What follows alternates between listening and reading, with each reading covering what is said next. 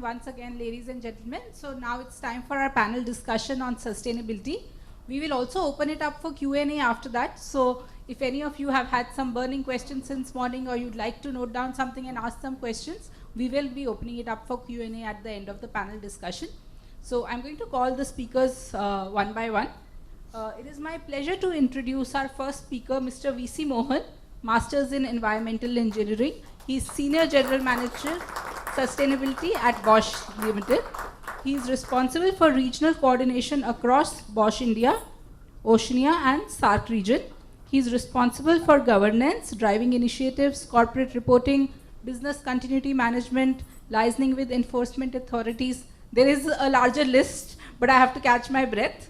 So he has a lot of laurels to his credit. He's also been associated with Karnataka State Pollution Control Board as an environment officer during the period 92 to 2000. So welcome, Mohan.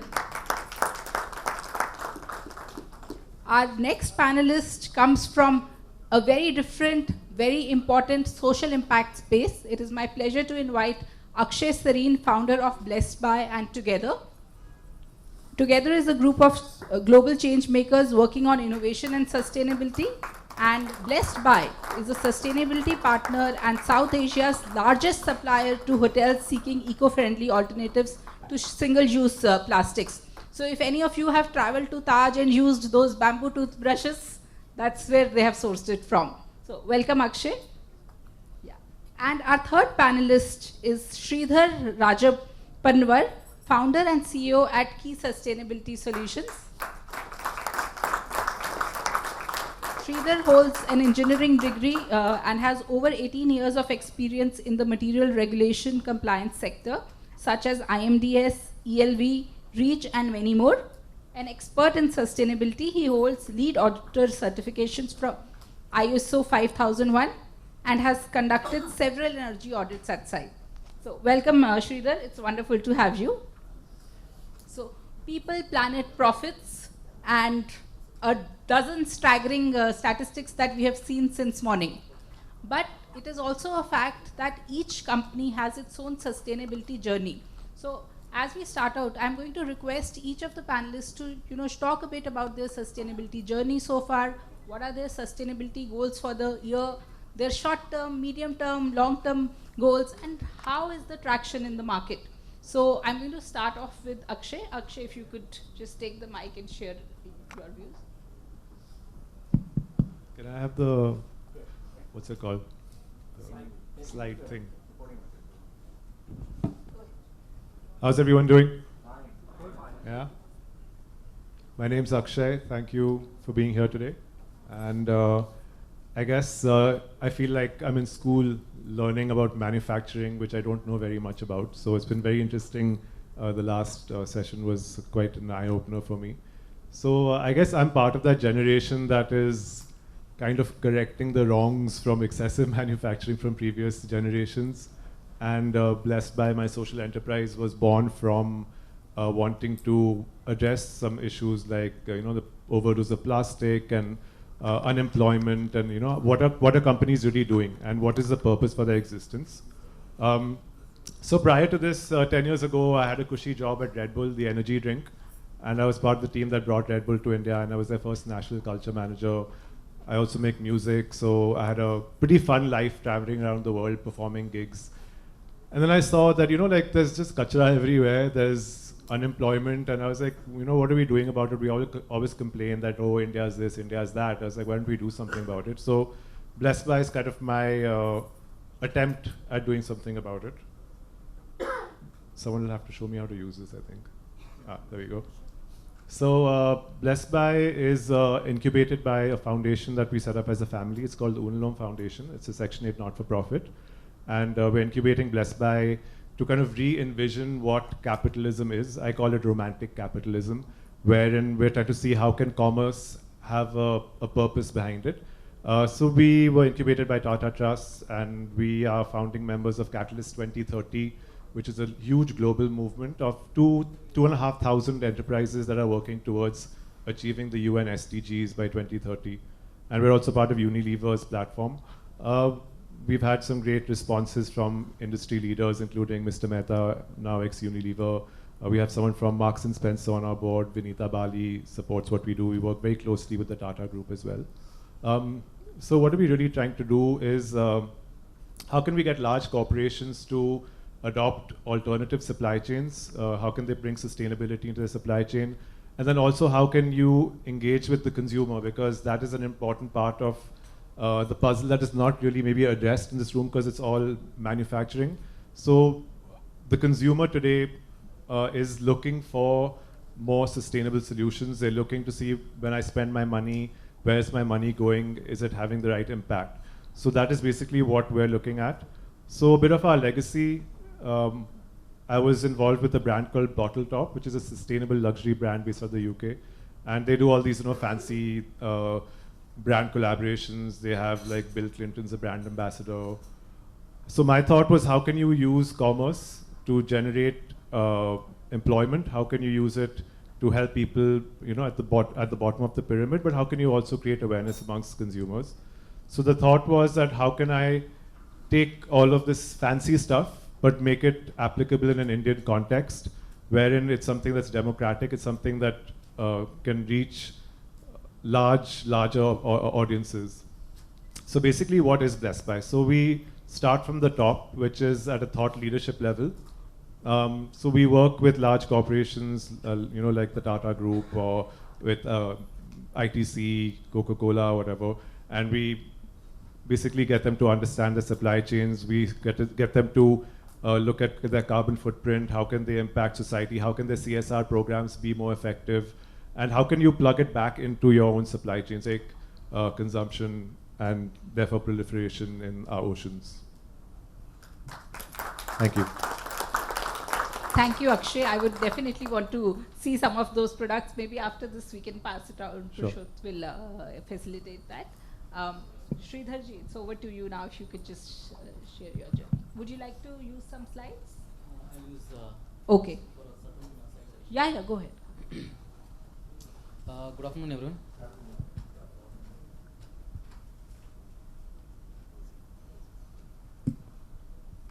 Yeah, I'm Sridhar Rajapnawar, and I'm from basically I'm from Belgaum and settled down in Bangalore location.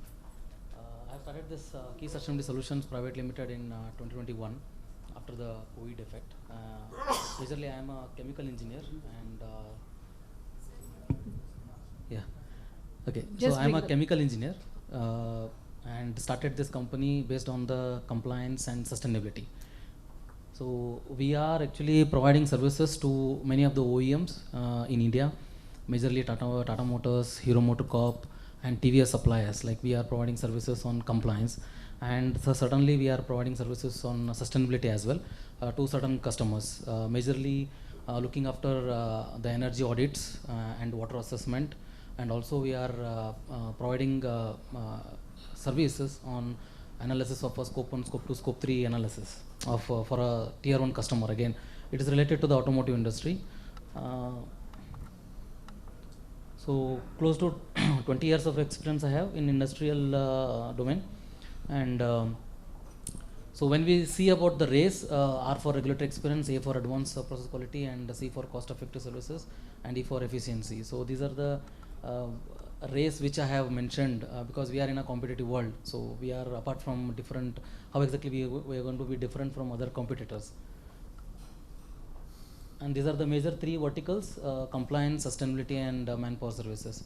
So when we talk about compliance, majorly, let me just skip this certain slides. So this is about the compliance values. So whatever you see in the left side, like IMDS, CDX system, AIS 129. This is AIS 129 is a automotive industry standard, which is applicable to India and majorly for the automotive industries. And there is a REACH, ROHS. Major of the companies are aware about the REACH and ROHS. That is a regulation applicable for European Union. And conflict mineral, extended minerals, BPR, biocidal product regulation, California Prop 65, SCIP database, WFD, that is a waste frame directive, which is again related to the drinking water regulation. ELV is the end of life vehicle, which is again applicable to the vehicle level regulation.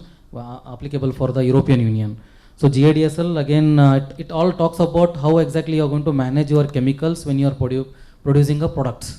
So this is all about that. And if you see this particular slide, which is going to talk about which are the region-wise, you see the different regulations are going to be applicable for different countries. And in India, we have currently IS 129 and REACH, which is going to be applicable very soon. So we are authorized training and consulting partner from DXC Technology. So this is all about key sustainability at this moment. Thank you. Thank you, Sridhar. Thank you, Sridhar. Thank you. Mr. Mohan.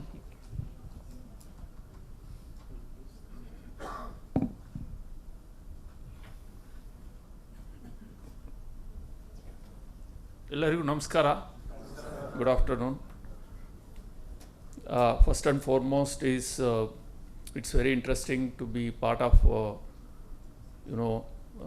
a day-long discussion on manufacturing strategy where sustainability has equal importance. I come from Bosch. I had sustainability and EHS function in Bosch, and Bosch is a global company, more than 400 locations, 450,000 employees, and 92 billion euros is this year we are the current forecast of our business. 60-70% of our business is from automotive products, and also we have other businesses. So what in a short presentation I will try to present to you is what's our approach for sustainability.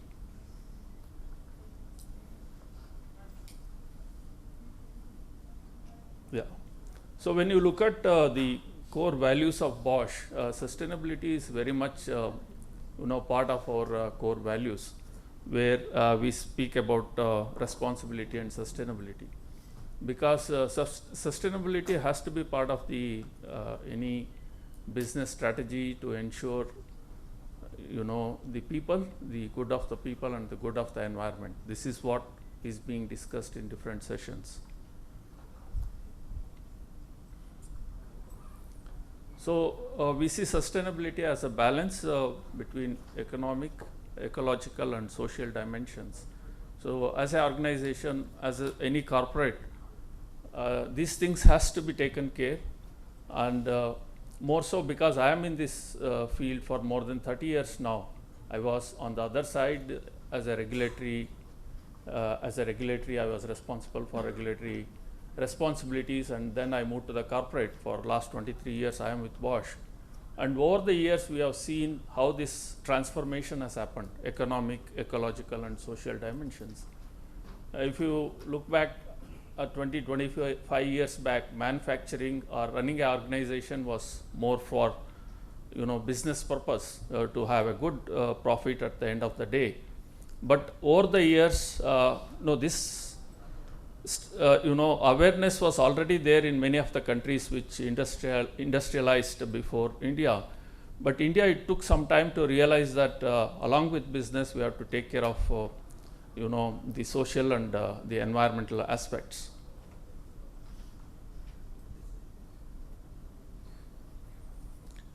Bosch works on 6 mega trends. We have, this is based on the UN Sustainable Developmental Goals. And the first one is on climate action, where we try to reduce our carbon footprint because of usage of energy in different forms, whether it is electricity or the fossil fuels. The second is water, how to manage the water, because we are manufacturing, we need water for our manufacturing process and also for different applications in the industry. So the circular economy is the third part, where we have different products. These products come from different backgrounds, as I said, automotive, home appliances, power tools, hydraulics. All this is comes from different backgrounds, and the materials going into each product is different. See, one thing I want to say is why, especially in the fuel injection system, still Bosch has a domination. This is because of material science, because these fuel injection systems work under very high pressure. It could be 2,000, 2,500 bars, and for a, the product to survive for such a long time in vehicles under such a pressure, the material, the whatever has been developed over the years is a very key component. So this is where we have challenges as far as managing our materials, and this is also a challenge for our approach to circular economy. Looking at diversity, this is the other important component. Bosch is global, and each region, each country has different directives and requirements and legislations. More so, it's quite active in Europe, US. Now, even if you look at China, it is, legislations are coming up in various areas. This is where we are looking at, complying by these requirements, and also a diverse workforce is what could be a game changer. Those days are gone when we have certain type of, workforce, but diversity is a key component, and Bosch is also a big player for developing software, both for in-house applications and for the external application. So today in our software and service division, we have close to around 45% women employees. Also in the manufacturing setup, the new manufacturing setups what we have in different states, 90% of associates who work on machines come from they are all women. Then coming to the human rights, this is more so for value chain, the supply chain. As I said, we source materials from different regions. We have close to around maybe more than 20,000 suppliers worldwide, and this is the other big challenge to ensure that they have fair working conditions and their health and safety is taken care of. Then there, in terms of how the law is being enforced, how compliance is ensured at our suppliers, and finally the health and the work safety, where we have standard targets and continuously we are working to ensure that our workplaces are safer. Not only our workplaces, also along the upstream with our value chain partners. So we are carbon neutral since 2020 for scope 1 and scope 2. We had I would say a footprint of 3.3 million tons as our scope 1 and scope 2 emissions, and from 2020 we are carbon neutral. So we have different pillars. The first is energy efficiency, which pays back. Then the new clean power, what we have in-house, the captive power we generate inside our plants, the green electricity which we purchase, which is available in the market, and the carbon offsets. You can see we have targets for 2030, but we are already close to some of these targets, and we are continuously working to realize and exceed these targets. So these are some of the examples. One of our plants, this is plant in Nashik, where it has close to around 14 megawatt solar power plant. This is a 100-acre plant, and we have used all the rooftops, parking areas, and open spaces to generate solar power. So cumulatively across India, we generate close to around 30 megawatt of solar power. Then the other one is we have used the policies of the government in India. We have gone in for group captive. We have 8% stakes with the developers, and this is a plant in Raichur which generates 30 megawatt plant and supplies solar power to our locations in Bangalore. Also, we are working towards phase 2 in Karnataka, about 16.5 megawatt. Again, it is coming in the district of Koppal. Also, we are working for solar power in the state of Tamil Nadu. And Maharashtra, as you know, recently last month the policy change has happened. So they are allowing dual benefit, both captive power generation and the group captive. So we are going to further invest in solar power in the state of Maharashtra. So coming to water, so water is a precious resource, and we are continuously working on it. I joined Bosch in 2001. Since then, the sustainability word was not there when I joined Bosch, but we are continuously working on water conservation, energy conservation, and waste reduction, and that is paying us back. What you see in the second bottom picture is our rainwater harvesting facility in Biddi location. It can store 1 crore liters of water. We have invested 36 crores to build this facility. So So you can see that in the picture. It was photo taken during the construction. It is almost size of a big hangar. So we have a post-treatment, and the water quality is fit for drinking. So this is being used. Coming to the circularity for more sustainable product portfolio. So as you know, we are working on giving second life to some of our products. We are ensuring quality of our products in the second life. They are quite, compared to the new product, they are quite competitive. So this happens within Bosch. Whatever we cannot, we have to give it outside. It is going through the proper channels for recycling and reuse. So we are working at material efficiency, second life, and recycled materials. So some examples of second life, that is some of the examples for material efficiency, second life, and the recycled materials. Also, some of you must be knowing that some states like Karnataka and Maharashtra have come up with new policies where you can convert your waste into alternate fuel resource and give it for co-processing. We are working towards reducing our waste, especially the hazardous waste going into the secured landfill sites. Instead, they are being used as resources. So we are working very closely with our supply chain. The value chain strategy we have, as I said, we have more than 20,000 suppliers worldwide. So currently we are working with 2,500 suppliers. Some of these suppliers are coming from Indian region. So first and foremost, we are supporting them to enter into CDP platform and also go for SBTi commitments, so that the entire data would be transparent, and support them to increase their energy efficiency and go for greener alternatives.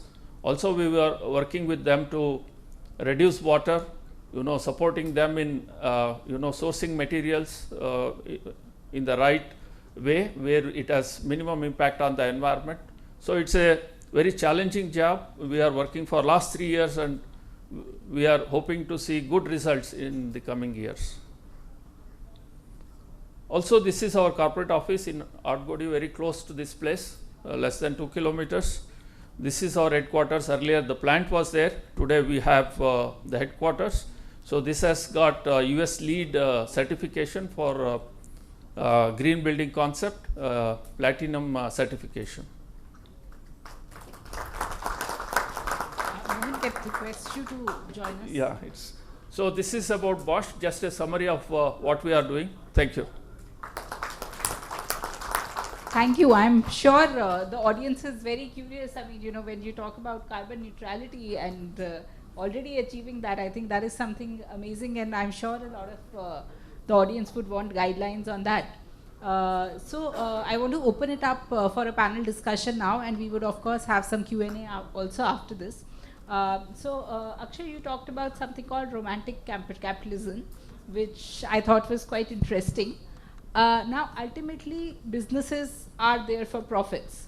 So how does one really, do this tightrope walk? And have you faced these challenges, as a supplier of sustainability products? What are the sort of challenges which you've seen in your sustainability journey? Good question. I think I'd start out by questioning what you said, which is business exists to make profit. The business doesn't have to exist to make profit. A business, to my mind, is actually to serve the community. And I think the Tata Group is a great example of how they do business, but the aim is to bring the community forward with them. And that's the model that Blessed By and Unlum Foundation is kind of adopting, is asking that question, why? Like, why are all of us here? Why do we wake up in the morning and go to office? I mean, if I sell, for example, when I was at Red Bull, I sold millions of Red Bull cans. But is that really what my purpose on the planet is to sell Red Bull to people? And that's the question that we're asking people to ask themselves, like, why do I do what I do? Why does my company do what it does? And so that's what we're getting larger corporations to do. So while we are selling products, we're providing services, consulting, we're getting large corporations to also ask that question, like, why does a toothbrush have to be made of plastic? Why aren't we using other materials other than cotton? Why don't we use bamboo? And how can we I think a really good example, have you heard of Ben & Jerry's ice cream? So Unilever bought it out in the 70s. So when when Unilever was buying out Ben and Jerry's, people were very scared that, Ben and Jerry's was a small social enterprise, employed people only from its town. And people said that, like Unilever will buy out this this small company and it'll gobble it up. And the most beautiful thing happened is that Ben and Jerry's was kind of that virus that has changed Unilever. So today Unilever says we're ethical, we're sustainable, we're green. It's because they bought Ben and Jerry, and Ben and Jerry's inspired them to change their business model. And that's what we're trying to do, is to get other companies to kind of change their business model and to question, like, why do I exist? Is my purpose to just earn millions of dollars for my shareholders? Can we take business models like a Jeff Bezos or a Dhirubhai Ambani or Mukesh Ambani now took to make themselves multi-billionaires? Can we use the same business principles to add value downstream? Can we help people in the villages? And back to, I think the gentleman from the earlier panel said, India's more is technology, more for more. Like, how can we use technology to benefit the people and not have it concentrated in like one small group? Yeah, absolutely. No, so absolutely. I was just playing the devil's advocate. So it's good to hear your thoughts that profit and social impact can exist together, and 100%. that is the way it And should. they should. Absolutely. Yeah. Now, coming to the compliance aspect, Sridhar, how is the scenario? I mean, are companies aware? Do they find it difficult? Are there a lot of grays, or the path is fairly clear? And if you can maybe share some examples. Sure. Related to the challenges in sustainability as in compliance, where I can see many of the suppliers are not aware. The knowledge is not been shared in a proper way. The customer will ask that, okay, we want a compliance product, but how exactly they wanted, it is not catered in a proper way. So I think there is a lag, or you can say that there is a challenge about awareness. In terms of compliance, many products which are producing, even in India, many of the products are having hexavalent chromium based coating products are there, which is actually harmful, which is a carcinogenic. But when you are exporting a product to a European Union, you wanted your product to be a compliance because there is a regulation. As we don't have a regulation in India, so any products can be produced and sold in India. So what will be the impact after the end of life of that particular product? We need to think about it. There is a challenge. The policy has not been implemented in a proper way. Yes, the government has taken action. The drafts are there, but it has not been implemented yet. So there is a lag and a challenge, I can say. Okay, and what do you suggest? I mean, any suggestions for the companies here, how they can educate themselves on this? So, how do they bridge the gap? Yeah, so whenever, when we talk about the compliance and sustainability, we always think about when we are producing, it is for them also. Like whenever they want to use any product, they are going to utilize it, right? And certainly they have to produce a product in a compliance way. So whenever they are searching of material, which should be a compliance. So that is the one request, that whoever manufactures, they have to identify themselves which are the hazardous substances are there. They need to eliminate those substances before, or any regulation, whether it is implementing or not, they have to take action. Yeah, absolutely. So they have to proactively look at these.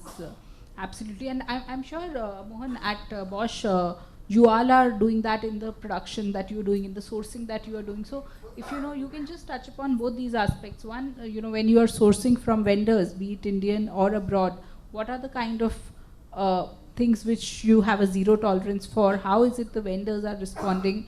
And also, though Akshay has addressed it and said that profit and social impact can go hand in hand, but what is the experience at Bosch? All the initiatives that you have taken, be it for water purification or carbon neutrality, how has that impacted your bottom line? And any thoughts, any takeaways for the participants? I think for the bottom line, maybe it is too early to discuss. Maybe the next question. See, what I see, my understanding is what Sridhar said. See, the companies have to come forward, look at what are the substances which are harmful, then work towards eliminating them. It doesn't work that way. It's not as simple as that. The important thing is it's all driven by the market. It is driven, for example, today in Europe, the entire sustainability is driven by customers, because customers have to oblige by the country-specific and region-specific requirements. And that is the driver. So in today Bosch supplies components to all the OEMs, European OEMs, and we have to give our sustainability footprint details to all the customers. If I am, if I am supplying, let us say, fuel injection system to say Volkswagen, and Volkswagen needs the complete information starting from material sourcing, what about the complaints of our suppliers, how they are working on, then what's our process and how it is at the end of life, how it is going to get into the circular system. So it is really complex, but especially when we look at MSMEs, because as Bosch we have a lot of suppliers in India also, and we have discussions with our purchase team, and it's a continuous discussion, but the challenge is it comes to cost.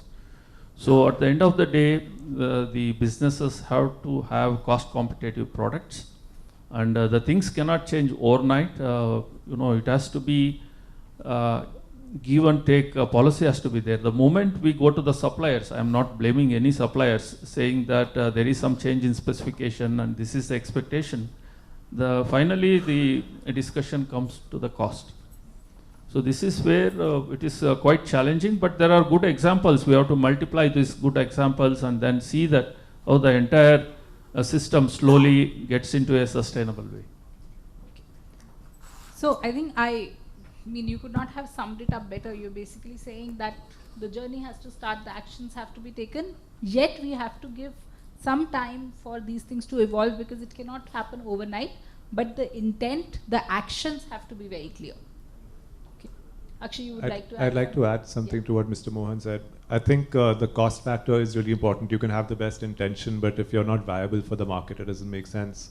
And I think a great example is when we started out with this bamboo toothbrush, like 5 years ago, I literally went to every Taj hotel, sat in the basement, met the purchasing manager, and at that time we were doing this toothbrush for 99 rupees. And they said, we can't afford a 99 rupee toothbrush. It took us 5 years to bring it under 10 rupees. And 3 years back, we were manufacturing 800 of these per month.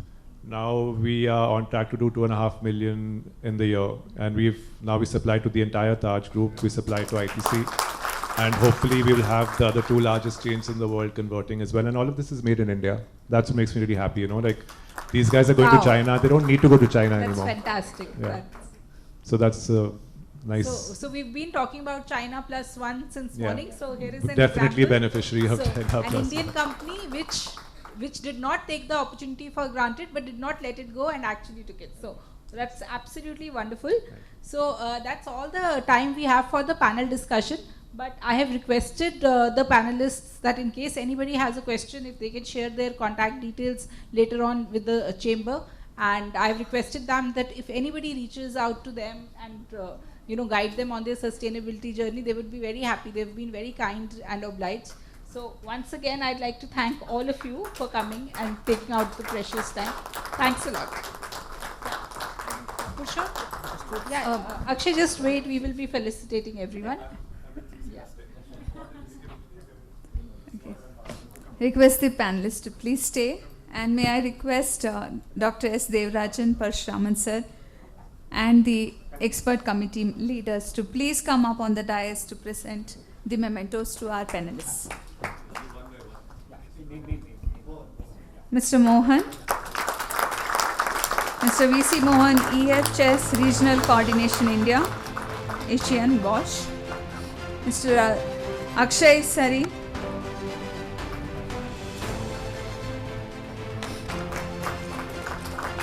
Mr. Sridhar Rajapalli.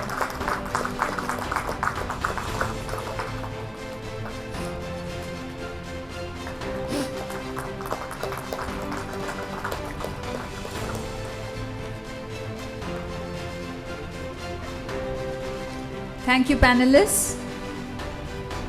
It was an insightful discussion indeed. And I'm sure the audience is excited about the bamboo brushes.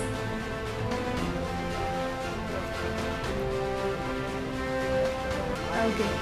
Thank you, panelists. Moving on, we would be starting off with our next discussion. We have with us Mr. T.R. Parshuraman, Executive Advisor, Toyota Group and past President of BCIC. A man who needs no introduction, I could say, but I would like to introduce, and it's my pleasure to introduce Mr. Parshuraman to the audience here. With over 33 years of experience in manufacturing and production engineering, HR and administration, Mr. Parshuraman has worked for TVS Brakes India and Toyota Motor Corporation. He has been a chairman, HR expert committee at BCIC between 2014 to 15, chairman infrastructure, urban development expert committee, member at the CII National IR Council, member Karnataka State Council, convener of the manufacturing panel, co-convener of HR and IR panel, member at the Karnataka Manufacturing Task Force, co-convener of Manufacturing Council and Executive Council member between 2017 to 18. His expertise has also been as an advisor at the National Prototyping Society of India, and he is a life member and past chairman of Quality Circle Forum of India. He is a frequently invited speaker at national and international workshops, and my pleasure to hear him on the third occasion here. Welcome to you, sir. Please request you to address the gathering.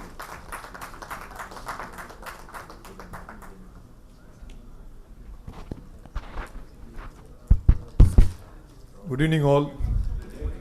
Thanks Dr. Devarajan for inviting me, and thanks Mr. Prakash, Chairman Manufacturing Committee. It's a very tough thing to be awake in the afternoon, especially after a heavy lunch, but I think I was very fascinated by the last two sessions on sustainability and the panel discussions.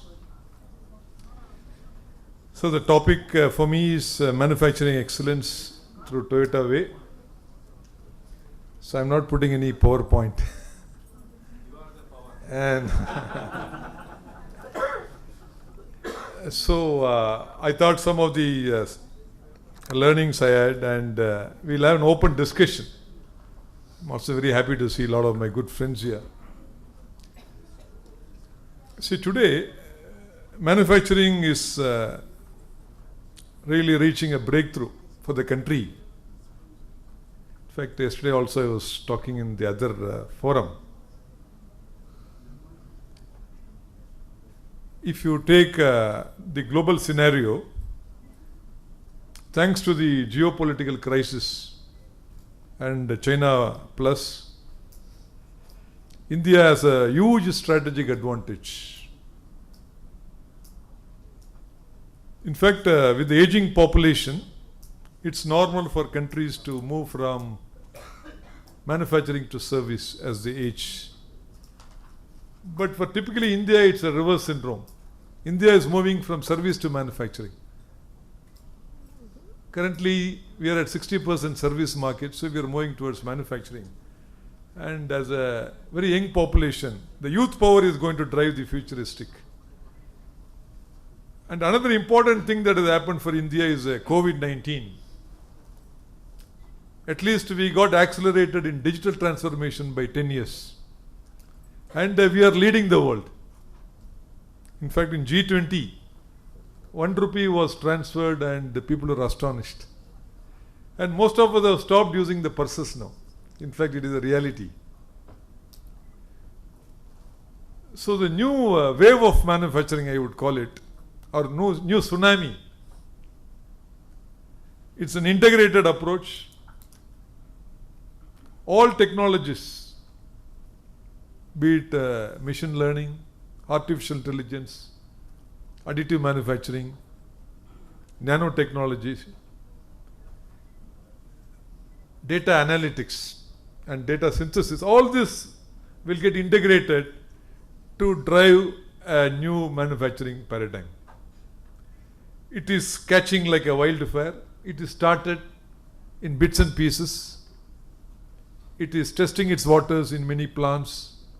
It is catching up in MSMEs also. In fact, recently we had a symposium. Dr. Devarajan was there, accelerating and nurturing India's MSMEs towards 10 trillion economy, where we believe that MSME will be the foundation stone for the India's future manufacturing. 40% of India's manufacturing will be supported by MSME, especially when Indian GDP on manufacturing is going to grow from 17% at the current level to 30% in the next decade. So you can imagine the manufacturing is going to double plus in size. So there is a huge shortage of infrastructure, skill, human resource development, and it is the high time that we should address all these issues to prepare for a very, very smooth transition. Having said that, I thought I will focus on the shop floor basics today. I think a lot of senior people are there. I could see a lot of people. So the Gemba Foundation, Gemba is a Japanese word. I thought I will just touch upon the Gemba Foundation. The most important thing for manufacturing excellence, it begins from the top management. If the top management is committed to change the organization, definitely that organization will change. But many organizations which tend to implement the Japanese concepts without the top management involvement, I think those organizations have failed. We always say in Japanese, miserika. Miserika means to show. I typically say in ISO, ISO means I stay in the office on the previous day of the audit. The auditor goes, the mountain is back. And mostly PDCA is, please do not change anything. We don't rotate the PDCA. So this is the challenge. Therefore, everything starts from the top management. I think that is the bottom line. Secondly, back to basics is one very, very strong formula we believe. Starting from 1S. See, 5S is a very, very powerful word actually. See, we have a long way to go to 5S. I think what is required and what is not required, I think that itself is a huge challenge. And how to implement that meticulously, I think that is the foundation. And the entire organization should be homogeneous. There should be a single purpose, and that purpose should be echoed across the organization, across all divisions, across all supply chain. I think that is the power of it. Should be very simple. You don't have to have a rocket technology. E is equal to mc square. Make your goal very simple and ensure that you practice it meticulously, time and again. I think this is a very great learning. What happens, many organizations tend to make very complicated goals. When I walk through the plant, it's flooded with charts, control charts, daily management charts, many documents, but nobody is updating the document. It has no meaning. And it is a complete chaos. So the purpose of the document, I think it's very, very important to understand, to improve the performance of the shop floor. Many times I see the control charts in the shop floor. The control charts are there, but I ask them what it is for, very difficult answer. So the trend of the control chart is very important. What direction it is moving? Is it moving up or moving down? If it is moving down, then what is the action point it is required? I think this all of us should keep it in mind. Make it simple and make it visible. And the shop floor should talk by itself. When you walk through the shop floor, the abnormality should jump into your eyes. I think this is a very fundamental thing we say in our FMDS, floor management development system, or the daily management system. The shop floor abnormality should jump. So starting from what is normal, what is abnormal, the whole day starts with this. For example, I have a piece of pen here in my pocket. I just put it here. I ask the audience, is it normal or abnormal?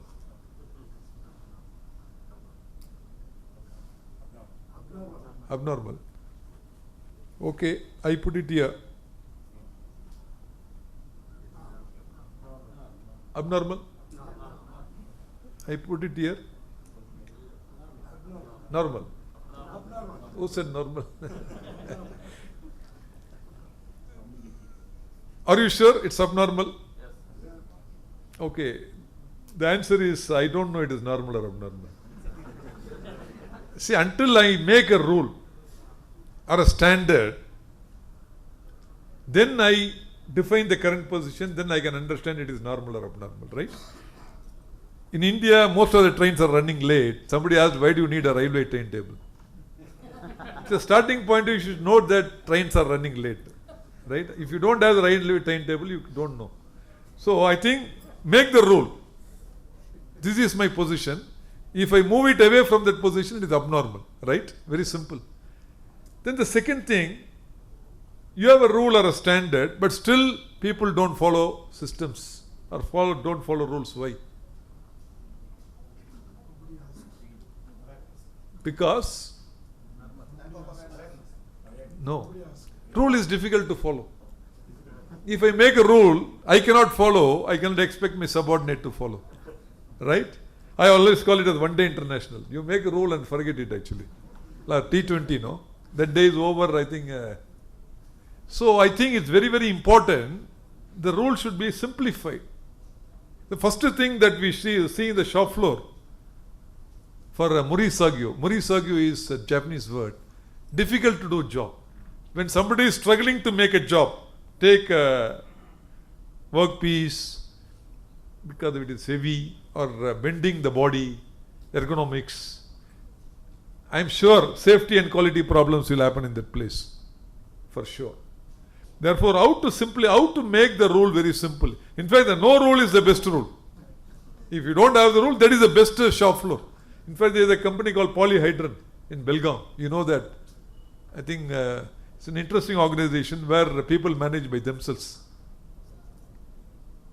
Dabbawalas is another classic example. In the busy Mumbai electric train, you know about Bombay electric train, no? Only once I travelled, my head was in one direction, body was in another direction, leg, but I stand in the correct direction. So somebody pushed me out.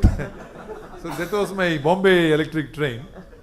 So 20 seconds the train stopped and they changed the dabbas and they delivered it to 20 ppm accuracy. Even Prince Charles, he was amazed. Then I had an interview with Manish Tripathi because I wanted to understand how he is able to do that. I brought him to a plant and he explained. See, this is, in fact, in the evening they spend bhajans, they spend time with bhajans happily. They solve all the IR issues themselves. They don't go to the management. They are getting a very petty salary of 2,000, 3,000 rupees. I'm talking some several years back. How it is possible? I think the cultural foundation, it is not the money. It's the kind of happiness that organizations develop. I think this is very, very important. Anyway, it's a big topic. So I'll come back to my second point. Rule is difficult to follow, means how to simplify the rule.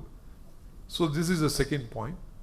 Third is, rule is available, rule is easy to follow, still people don't follow. Why? Lack of motivation. Yes, almost right. There is no training. Rule is available, rule is easy to follow, but still people don't follow. So, please ask these three questions. You find any abnormality in a shop floor. I think this could be the game changer for you. Not only shop floor, any place, office place. I think if you answer this, if there is no rule, please create a standard. Second, please ensure it is easy to follow. And thirdly, rule is educated and communicated to all. Once this is done, definitely people start following rule. What is Kaizen? Any answer? In fact, we always say Kaizen, we do Kaizen, Kaizen, Kaizen. Any answer for Kaizen? It's a very simple word. Sir? Better than current state. Oh, fantastic. Better than current status. Continuous. Actually, I love the word continual improvement. Continuous means it's like a perpetual motion machine. It is not technically. Okay, you improve and stabilize, then improve and stabilize. Okay. According to the Pandits, I think Kaizen is the difference between normal and abnormal state. what is the ideal state or the expected state and the current state, and the gap between the two is a gap. Then this gap you have to understand through Genji Genbutsu. I think Genji Genbutsu, you know Genji Genbutsu? How many of you are aware of Genji Genbutsu? Of course, a lot of my Japanese friends are there. So I'll just put it very shortly. Using all our 5 senses, understanding the problem at source, that has been the greatest success of Toyota and most of the Japanese companies. Not seeing, observing. By seeing, you can be physically present, mentally absent. Observation is a great power. I think it's one of the greatest art. You can see millions of things happening around you through deep observation. Then hearing. Morning when you walk through the factories, typically we have a rattling noise. So bearing is rattling, something is rubbing. Then touching. Oh, today the tool is rubbing, some abnormal chattering is coming, surface finish, RAR is that something is going out. Then bit dangerous tasting, we use it in the wine industry and food industry. And smelling. Monday morning sickness smell, the bacterial contamination, coolant is not changed. So using all the 5 senses, and the 6th sense, common sense, mostly uncommon. So we tend to understand the real problem at the source by yourself. Once you understand that, 99% of the problem is solved. Please understand. Many times we tend to solve a problem without understanding the problem. Something like 5 blind men talking about a dark elephant in a night which is not there. Right? So we are hallucinating. So once we do that, I think we encourage these kind of things. So I am not talking any rocket technology. So I am just telling what we are trying to do. So this is very important for the shop floor. So understanding the problem, understanding the abnormality, then doing the Kaizen. Once you understand the gap, you should do the root cause analysis. So root cause analysis, I always get upset when people say I have put a countermeasure in place. It's a temporary countermeasure. What is important is occurrence countermeasure. Occurrence countermeasure is, once you make that countermeasure, that problem doesn't repeat. It gets killed there, at source. Therefore, occurrence countermeasure is very important. Once you make the occurrence countermeasure, then real improvement happens. Then that is the Kaizen point. So then we continually rotate the PDCA. So please, work on this. And organizations, another great power of Toyota is quality circles. In fact, I was the chairman of Quality Circle Forum of Karnataka several years back. I coined the word 1 + 1 is greater than 2. See, most of the people mistake quality circle as cost reduction activity. It is not. The biggest purpose of quality circle is human development. See, through quality network, quality circles, you learn 5 works. I learned this in Japan. I was listening to Mr. Watanabe, the former president. He said 5 works you can learn. I will stop with this 5 works because they are all staring at me. And there is a lot of pressure coming. I can see them. Yeah. The first work is footwork. Footwork is not cricket. Footwork is going to the point of action by yourself, understanding the problem by all the 5 + 1 6 senses. Second work is teamwork. I think by participating in quality circles, you learn from others. You respect others, right? You are able to understand the power of the other person, contribution of the other person, and learn from him. So the teamwork develops. Third work is head work. All of us have got 2 hands, 2 heads, and 1 small brain. The Dr. Albert Einstein, the father of E is equal to MC square, people said he used 5% of his brain. Then where are we? I think we have got to do millions of things. How to prioritize? What is the most important thing that we should focus? I think that is the power of big thinking. Like something like you look Earth from horizontal distance. Somebody said it is rectangular or some odd shape. You look Earth from 1,000 kilometers above the sea level. It's a beautiful blue ball. You should be able to put it in your pocket. I think how to develop that vision for the managers. I think this is the most. See, we spend billions of dollars in penury, poverty, illiteracy, ignorance, but we don't have that A3. I think this is very, very important. Therefore, how to develop that A3 paper. I think this is very, because I had a leadership training in Toyota. Training was very simple. All I had to do is choose a problem from my own work site and make a presentation to top management in an A3 paper. It's almost a 1-year program. I remember 3 presentations in Bangkok office and 2 presentations in Japan. If you ask me, 48 revisions I had with my then managing director, Mr. Hisashi Suzuki. At the end of the day, if you ask me, have you completed your A3? I don't think so. Ladies and gentlemen, it's very easy to make a 1000-page report. Same thing if you have to bring it in 100 sheets, it's very, very difficult. But same thing if you have to make it in a single A3, that is where the human development happens. I think this is where I think we should develop our managers, the group leaders, team leaders on prioritization. Coming back to quality circle, the 4th work is network. See, by working in quality circle, you go to the next person, next district, next village, benchmarking. We always think that the other thing is better. Other side is always green. So we learn from best practices and this leads to networking. And finally, hard work. We say tasekan in Japanese, sense of satisfaction, achievement, pride.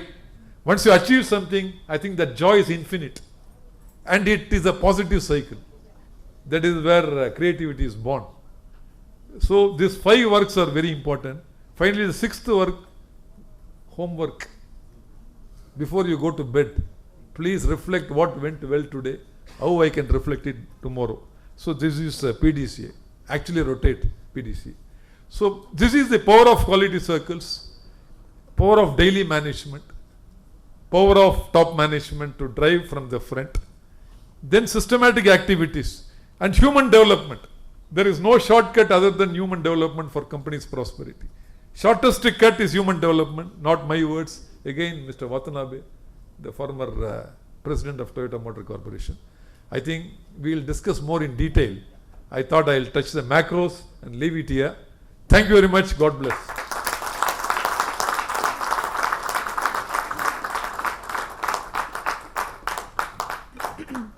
As much as we want to hear Dr.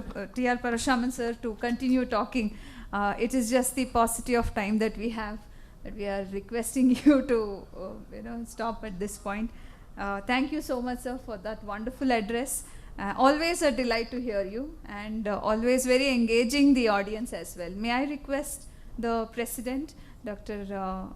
S. Devarajan, and the expert committee leaders to join in felicitating Mr. T.R. Parasuraman.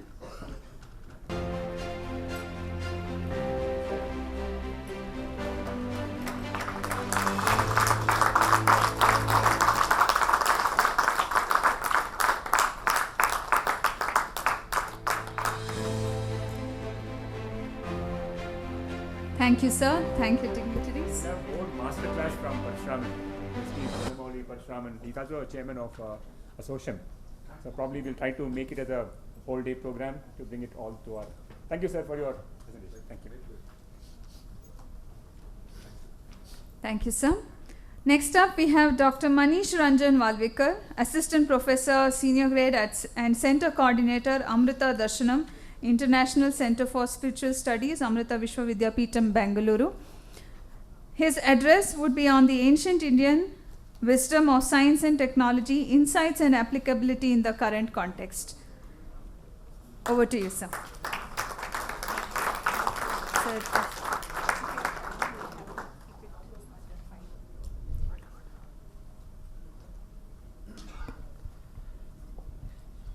Namaste and good afternoon, ladies and gentlemen.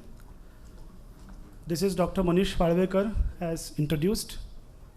I'm working as assistant professor at senior grade and also heading the department in Amrita Vishwa Vidyapeetham, Bangalore campus. At the outset, I would like to extend my warm regards to everyone. I'm beholden to the Bangalore Chamber of Industry and Commerce for considering me eligible to present a little unusual topic, considering the topics that have been addressed since this morning in front of the August gathering. My sincere thanks for understanding the importance of ancient Indian knowledge systems and making an effort to reach out to such a dignified audience. And as Parasuraman sir said, it's very difficult to bring 1000 pages to 10 pages. I'm be taking an overview of some 450, 500 books, and just now I got to know I have only 10 minutes. but I'll try my level best. That's why I keep my script ready all the time, wherever I go.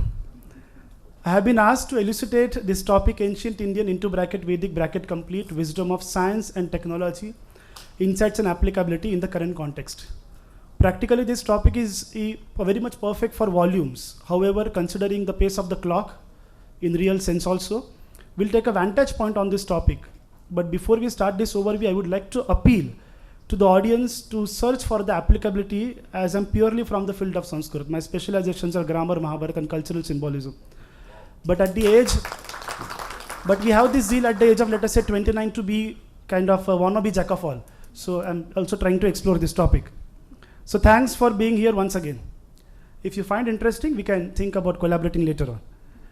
I observed a word in my topic when I received an email from the team. The word is Vedic, you can see in the brackets.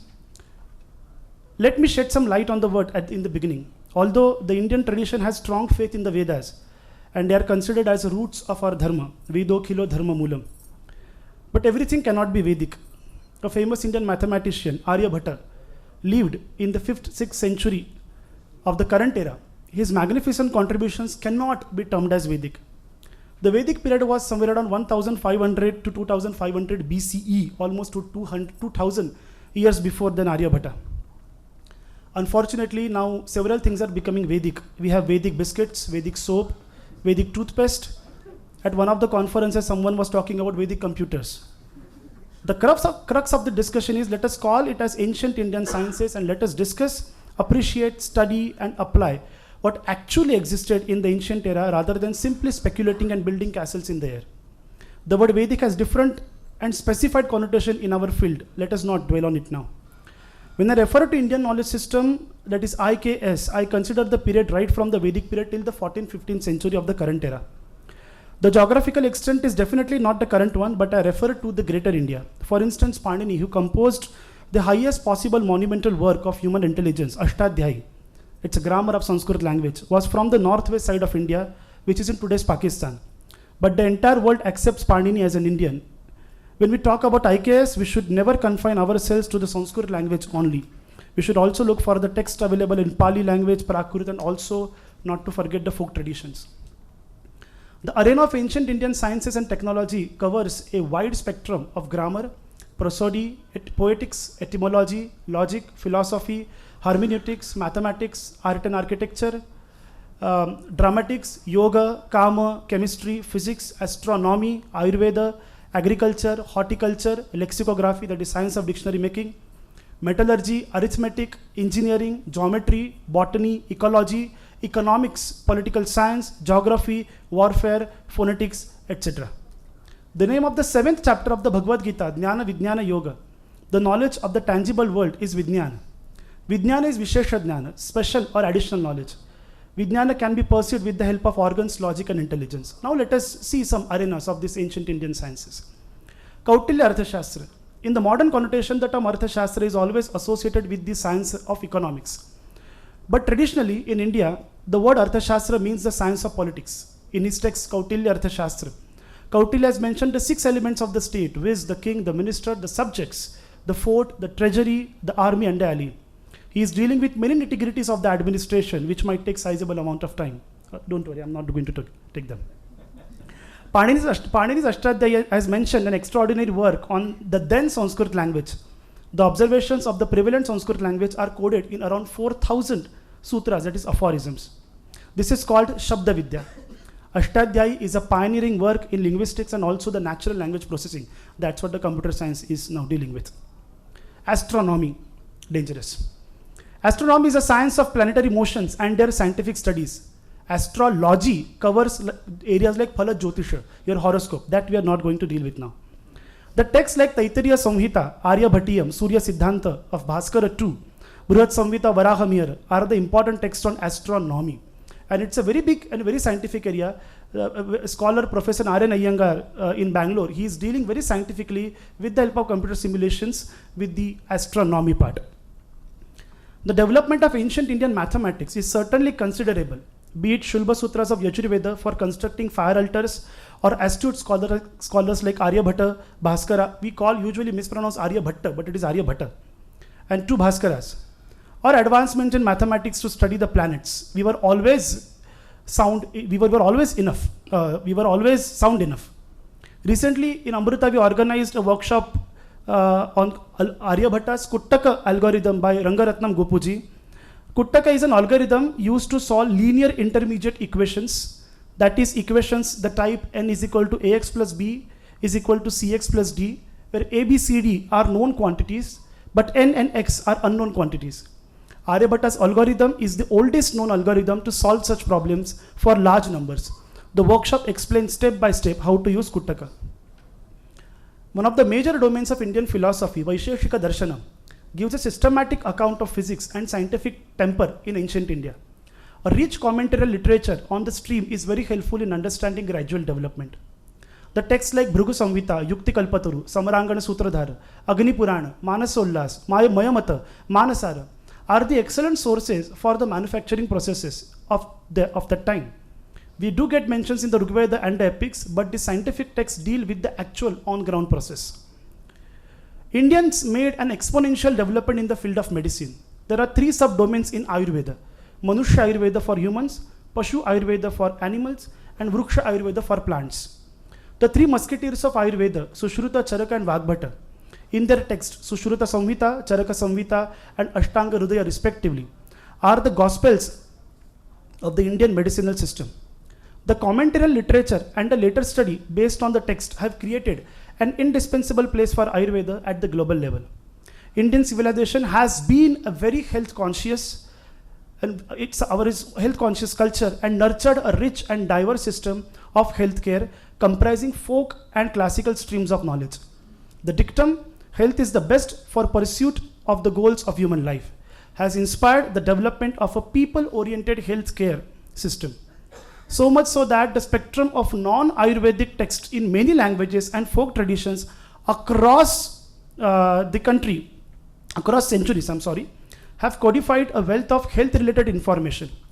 One of the complementary fields of Ayurveda is chemistry or Rasayana Shastra, which is often used in the Ayurvedic text for the preparation of medicines. But apart from the Ayurvedic purpose, the domain of chemistry was developed as a special branch and important texts like Rasaratna Samuchchaya or Rasaranava. Yoga has always been a good companion of Ayurveda. Generally, people consider yoga is just asanas and pranayamas. But many are not aware there are 8 limbs of yoga. First, yama, self-restraints; niyama, personal disciplines; asana, yogic postures; pranayama, regulation of breath; pratyahara, withdrawal of senses; dharana, concentration of object; dhyana, meditation; and samadhi, salvation or the liberation. There are different definitions of yoga. Bhagavad Gita says samatvam yoga uchyate. Equanimity in actions is yoga. The text also says yoga karmasu kaushalam. Yoga is a skill in any action. Yoga Vasishta says manah prashamanopayaha yoga ityabhidiyate. Yoga is a technique to calm down the mind. And the Yoga Sutra Patanjali, the second sutra, says yoga chitta vritti nirodha. Yoga is to control the modifications of the mind. Talking about Vruksha Ayurveda, Ayurveda for plants, the scriptures like Upavana Vinoda is specially dedicated to horticulture. The texts like Krishi Parashara deal with many agriculture practices like different types of soil, fine timing of sow time, groundwater, seed collection and upgradation, water retention, rain forecast, and other aspects of agricultural development, and also the diseases that the plants might get. Then what about metallurgy? The aforesaid texts on chemistry are certainly useful for metallurgy, but I wish to bring your attention to the Chola period of idol making, which is known as the famous Chola bronze. If you go to the British Museum, the gallery number 33A, it begins with the famous Nataraja from the Chola period. The descendants of this artist from the 8th to 13th centuries of the current era still use the lost wax method to prepare the idols. The measurements are mentioned in the scriptures. The discussion is incomplete without speaking about aeronautics, which is quite a controversial area in the field. We must have a balanced point of view.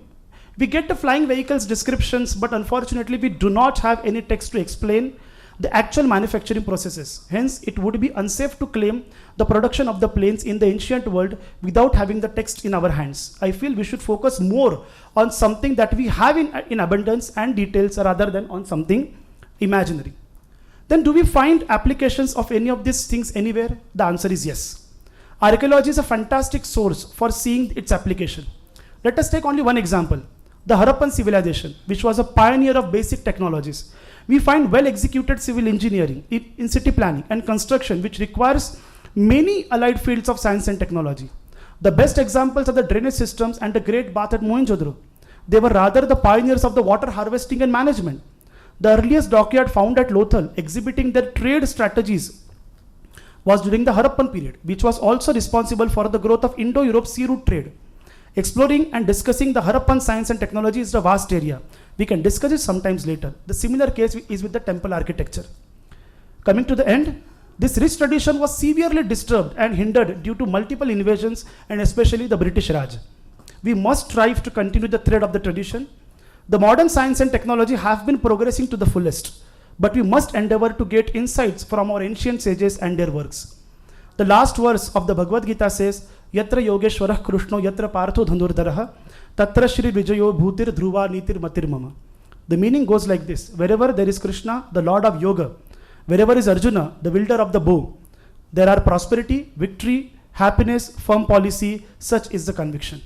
Hence we seek both Krishna's Jnana Shakti, knowledge, and Arjuna's Kriya Shakti, execution, to understand and apply the insights from the ancient Indian wisdom of science and technology. Thank you so much. Namaste.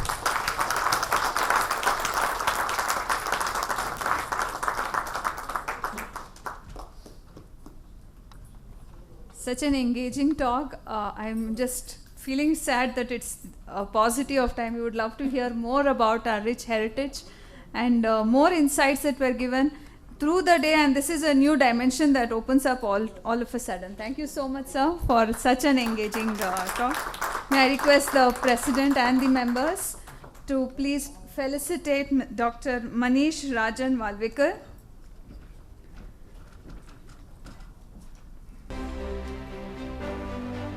Mr. Manish Rajan Walvekar, Assistant Professor and Center Coordinator at Amrita Darshanam International Center for Spiritual Studies.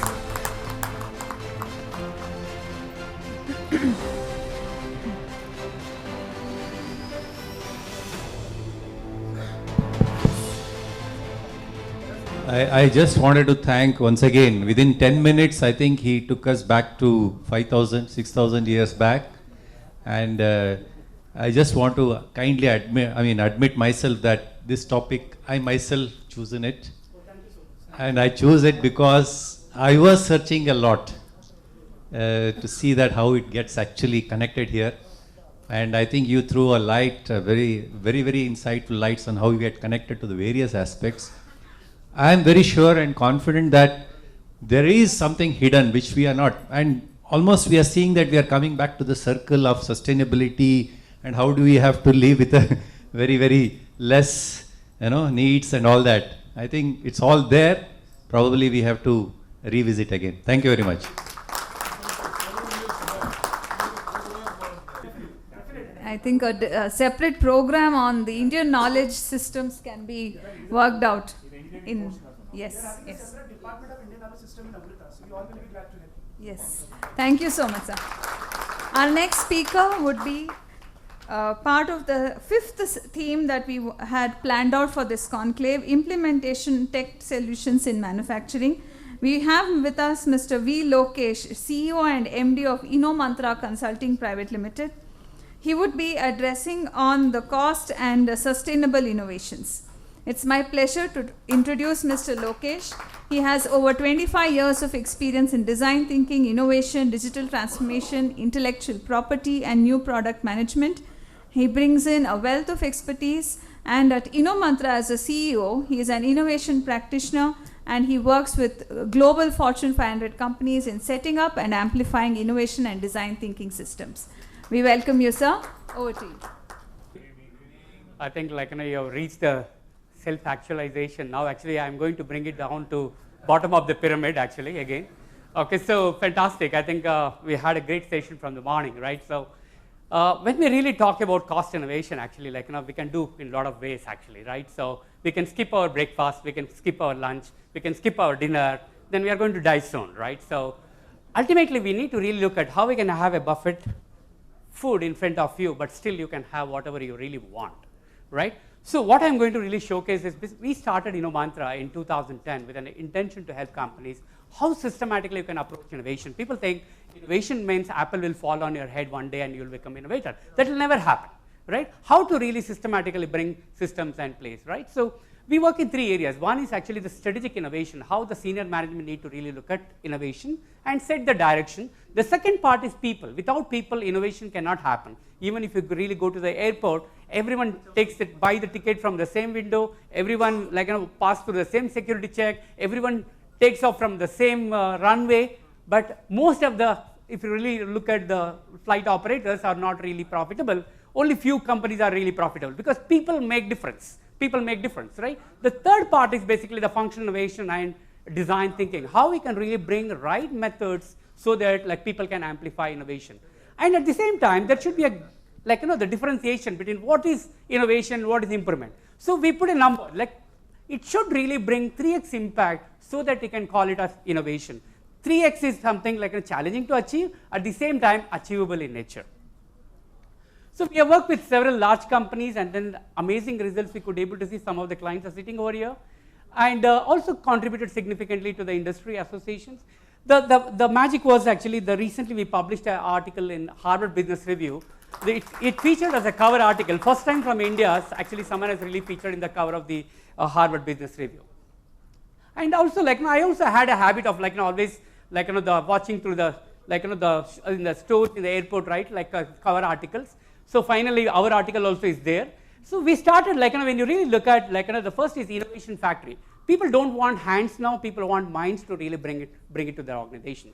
The second part is most of the innovation is happening on the human side. Right, today if you're really buying a car, you don't really look at what is that alloy wheels running, you'll always look at what is the dashboard, which version of the dashboard is running on my car, right? So we are really looking at on the human side of the innovation, right? At the same time, measuring innovation has become a norm today, right? That means if you are really being in the treadmill, to stay there, you need to run. So today's all startups are invested based on their future value. That means innovativeness, not on their the profitability, right? So at the same time today, with the generative AI, it democratizes the human creativity. You don't need to really look at the way to really look at the new ideas. You just ask, give me 100 ideas for your business to improve, it will really feature. Then ask, hey, can you really funnel down 5 ideas I need to work on? It will help you again. You can write the best of the best quality systems, like because our systems, our quality documents are pathetically written, right? How we can really transform that, actually, right? All these things you can really use this new technology. So if you look at innovation, this is a Gartner which has really brought out this. There was a huge hype in 2012, innovation is the key. It fell in 2014, and then now it is really rising up actually because people want to understand the art and science of innovation. So this is one of my favorite slide actually, that this is from Crazy Times Call for Crazy Organization by Tom Peters. If you look at the value over time, people involving agriculture is coming down. Industrial age where you could not able to catch up in the past, but now we are trying to catch up again with Atmanirbhar. And then information age where the code made in Bangalore was known worldwide. And today actually people are working on innovation age. That means bring me one wow idea which can transform my organization, right? I just mapped with how the IT companies can be a classic example here. So the end of competitive advantage, because everyone is talking about competitive advantage, everyone is talking about digital, right? The digital is going to really flatten the competition, right? The thing is, everyone can manufacture in the same ways. How do you really differentiate yourself in the future, right? Recent rain, actually, in Chennai, people mentioned everyone was very happy about the digital. When it really rained, people had no money to really transact, right? You also need to build actually, as Deepaji has talked about the resilience. I'll talk about that also. So we moved from cost, quality, time, and scale to can we really ideate better, collaborate better, and innovate better. That's how we are going towards. But you need to have a new mindset in the organization. We cannot have the same mindset and expect something wow to happen, right? So we are moving from from the cost towards the value, actually, the what wowness we can bring in. And also, like, innovation has always given results actually. So this is our research which says that 71% of increased productivity has been given with the innovation initiatives. Also, like, the innovation is moving into a professional practice. It's not that, okay, put a suggestion box and people will put their ideas. No, that's not going to really work. You need to really, like, professionalize the activities what you do. See, even in 1950s when project management started, like, today we have, it's a solved puzzle. Everyone can really identify and then put the systems in place, like, what kind of systems you need to have, what kind of professionals you need to run the projects, right? The next is we move towards the quality. The quality is basically in the 80s which came up, actually, the quality management system. This is also a solved puzzle today, right? Innovation is also like something which is evolving. Actually, the new standard which is coming up, ISO 56000, which talks about how do you really manage innovation from idea to implementation. And also it is moving towards more on the sustainability. That is what the path of innovation. Okay? So we are in the innovation that is sustainability, that is more focused on industry innovation in SDGs. So one of the, like, the key, we have been asking this question to all the senior leaders in the corporations. What is your real challenge on innovation? So one is actually they say they're losing the grip of their business, one. The second is resources is a big challenge because what kind of resources we had in the past, we don't get anymore. We used to get the creams of the company from the colleges. Today we don't get those creams. The future tech means, like, you have a best of the best phone and best automation at home, but actually when you come back to the factory, you are very proud of 30-year-old machine, right? That is what the big challenge. And also innovation means what customer asking you. That is not the thing. Like, how we can really look at customer requirement differently. And also, like, profit, which is there on the Excel sheet but is not on the table, right? How to really work on it. And then and the cost pressure is, like, there's a competition can give a 35 to 55% lesser than what we are delivering. Can you really help? Like one of the leaders said, we cannot even buy the material on that cost. So this is what actually the challenges what we are facing. They already feel that they have hit the roof. There is nothing else working for them. At the same time, like, the passing on the baton to the next in the family is not happening because they don't have running a big businesses, right? So that is also is a big challenge. A new normal or no normal, how do you really run your business? Actually, that's what is happening. We try to really funnel down, okay, you cannot work on all the challenges. Like, what is the 5 key things which is really bothering you? So the priority is, one is actually quickly responding to changing condition. How do you really make it happen? The second thing is, like, generate new revenue stream for growth. You cannot keep on really, like, reducing the cost and then hitting the top line is not going to help you, right? How you can really, like, bring new revenues from new streams actually with the capabilities what you have.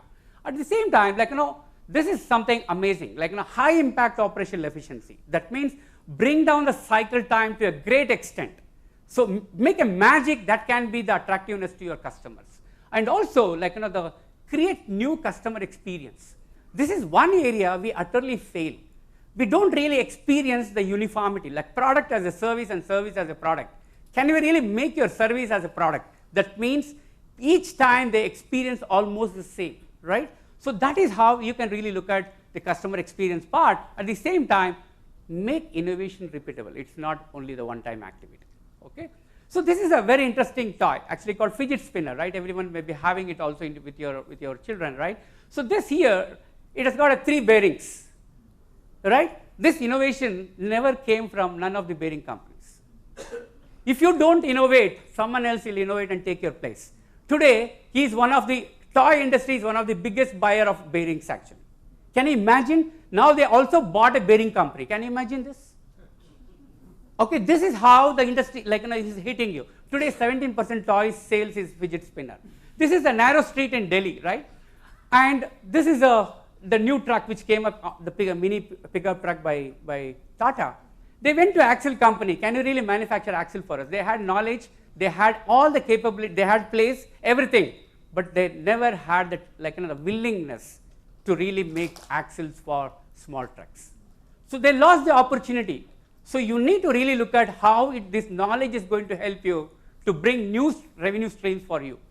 At the same time, like, today, the biggest thing we talked about is bringing down the cycle time, right?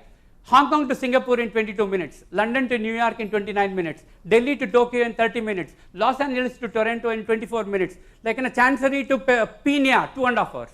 Right, so the thing is, you need to really look at, because you cannot be in the same frame of mind.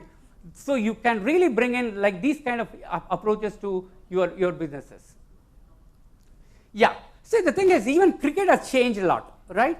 5 days, actually, the 5 days, one rest day in between, like, after the rest day is basically to like people, the players to really spend time and sleep and eat and all those things, right? And then end of the 5 days, the match is draw. You people go home happily. Today you cannot accept because you want results, right? So here we look at the 1 day is basically all about bringing results actually on the ground, and half day because people cannot spend the whole day, right? 2 continents can watch. All that they want is basically more audience, right? Here it is more like the inclusive, and then diversity is included in the cricket. Today everyone watches women cricket, and we have brought to 100 balls. Can you imagine?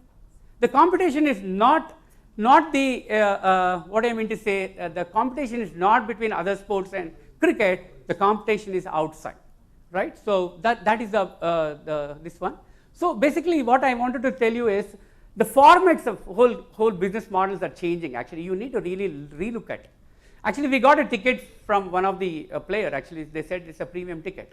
When we went to the stadium, actually, we realized that actually it is just behind the cheerleaders. Then people are paying extra for that. That means we lost the match, but we are not depressed.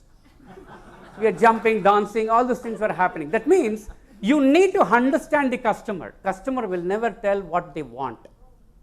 Okay? So this is the opportunity for you. Actually, what I'll do, I'll just jump on. Yeah, this is one example.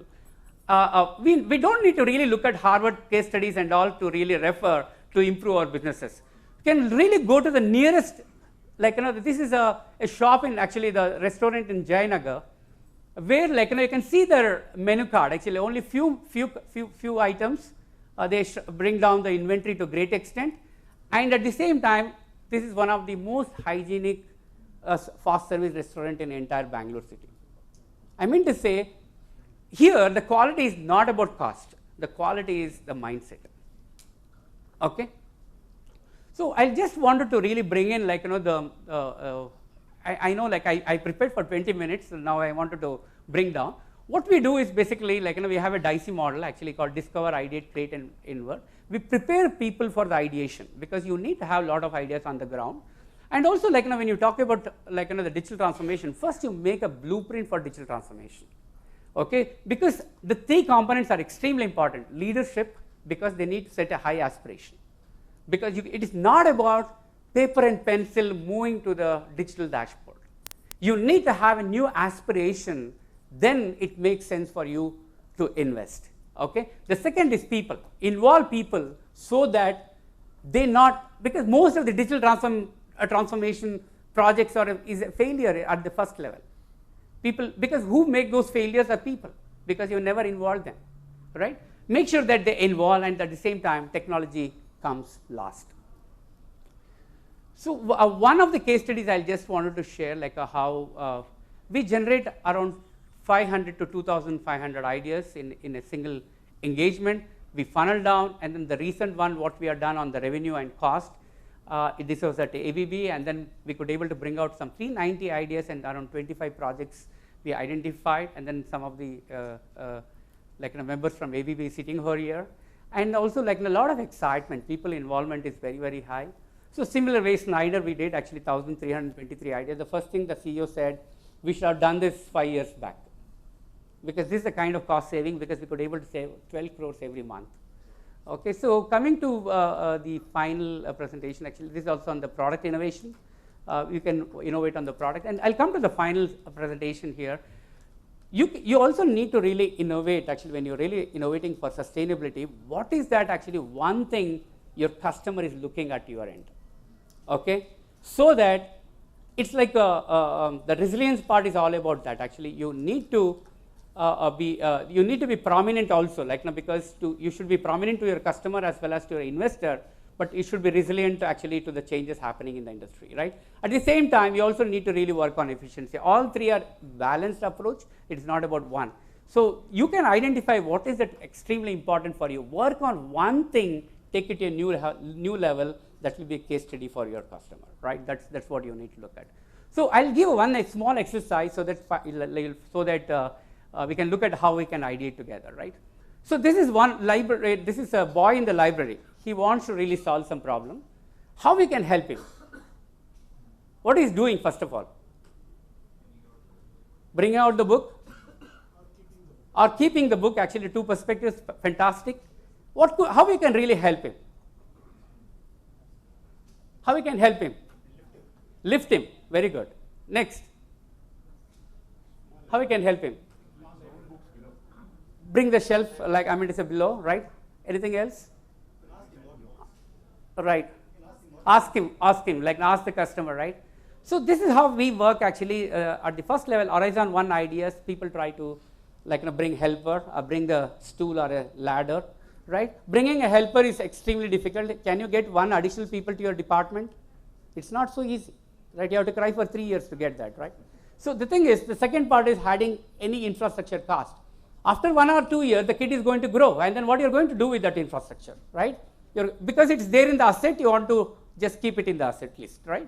So you need, but actually this is a conference which we're talking about digital technology. Yeah, we are done, right? So the thing is, we are talking about digital, but no ideas on digital came up actually. There are a lot of ideas can really look at, okay? So when you're really looking at basketing the ideas, you need to really look at what is core to your company, what is new to the company, what is new to the industry.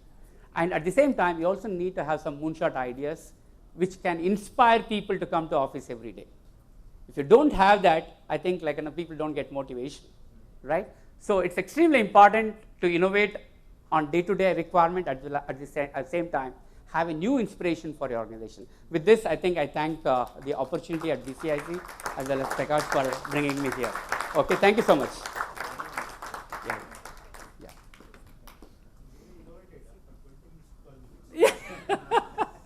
Cycle time, bringing the cycle time. Innovation is one topic which can go on and on and on. I think there's innovation that doesn't have a limit. Thank you so much, sir, for such a lovely address. And I request the President and the Elite Group members, expert group members to present the memento.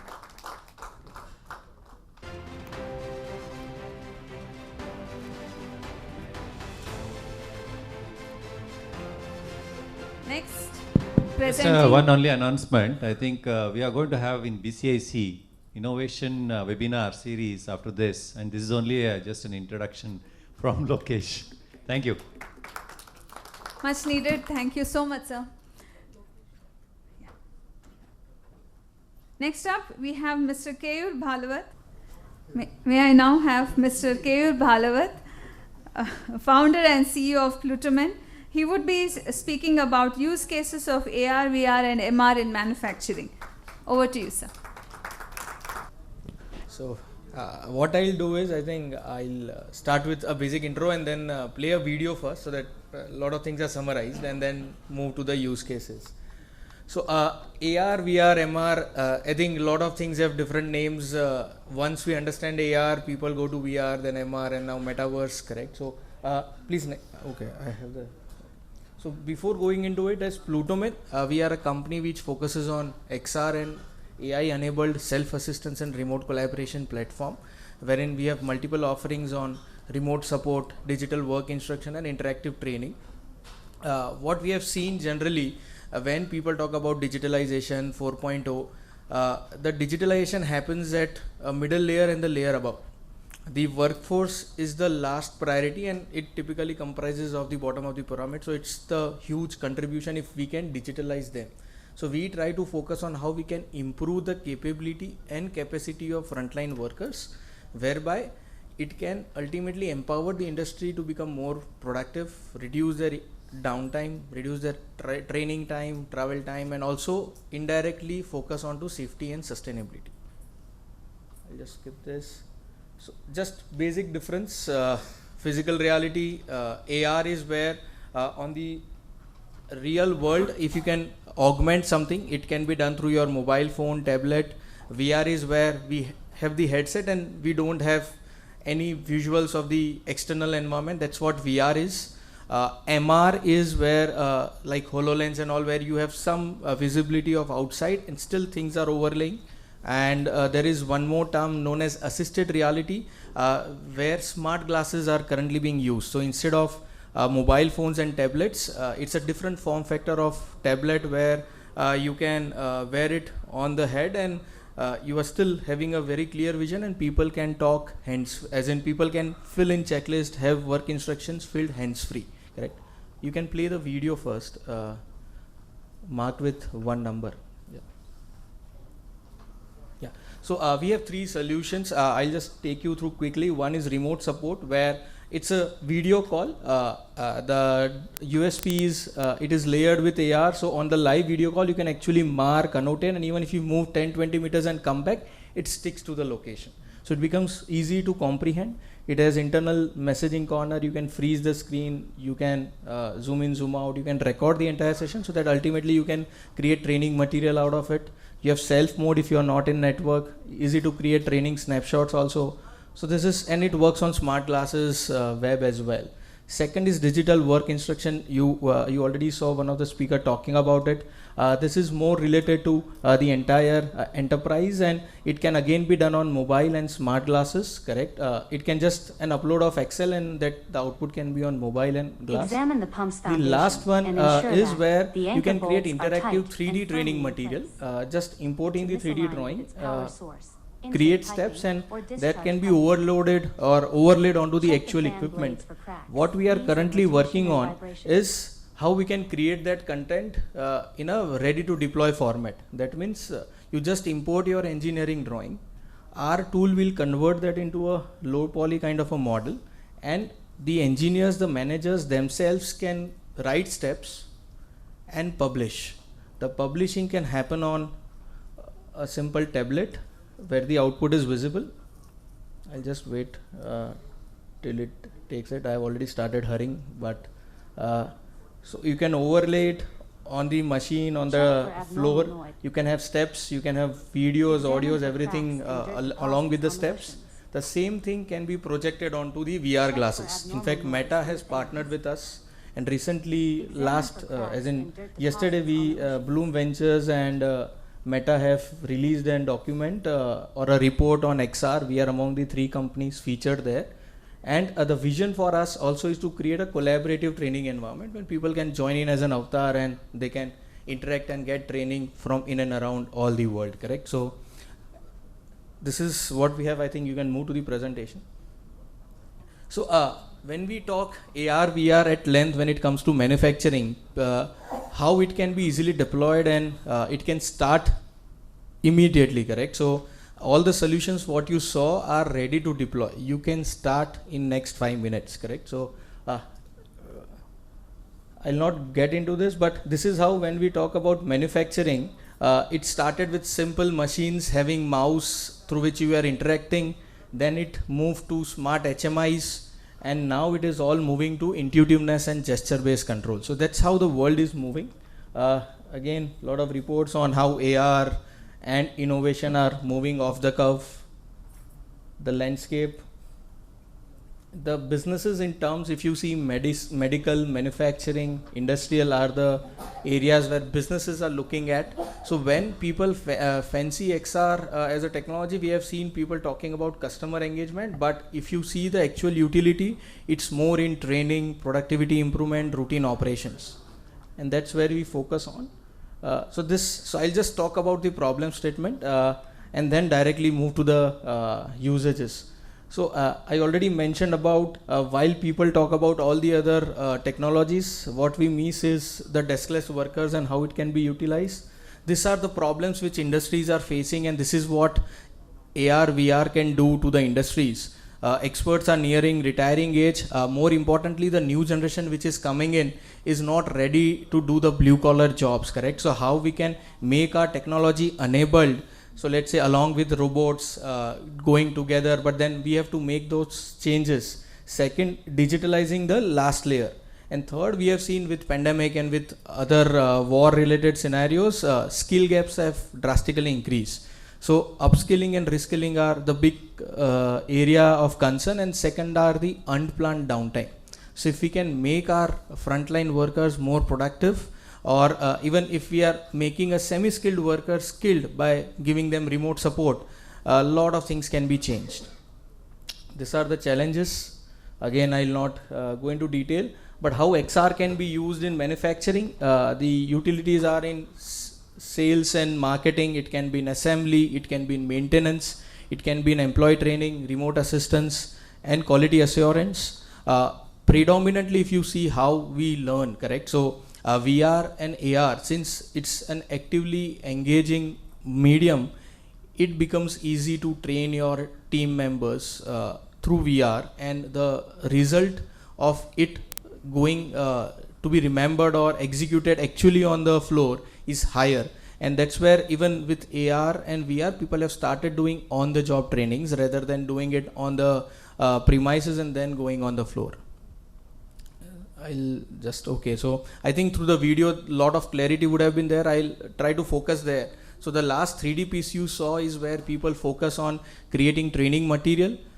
When you saw the step-by-step instruction, we have also seen people utilizing the SOPs and manuals, making it digital and making it available on the tablet, on the smart glasses, so that while people are on the shop floor, or let's say while they are on the field, they can directly refer the details of the equipment and perform the task. And let's say while I am on the field and while I am doing a simple predictive maintenance kind of an activity, I see an anomaly. What currently I would be doing, maybe taking out my phone and talking to my senior, the same thing can be attached to the remote support and the entire cycle can be completed. Employee training for new hiring, interactive training, skill retention, assembly again. What people have also started doing, again, a mix of XR and AI, where you already have all the documents. People talk about ChatGPT, correct? But slowly what we see in next 6 to 12 months, the rise of enterprise GPT to be happening, wherein it is more about all the enterprise has their own data. You are just have to make that data readable in a format that it is easy for you to take out information. And with Gen AI capabilities coming in, and with NLP, which is already in place, mix of chatbot and NLP, you can take those things out. And I think that's where it is focusing. So anyone is looking for any support, just tap it, get the support, get the answer. Still not clear, connect with remote support and get it solved. Yeah, done. So maintenance and repair. So this is how typically a journey, how we have seen when it comes to digital deployment.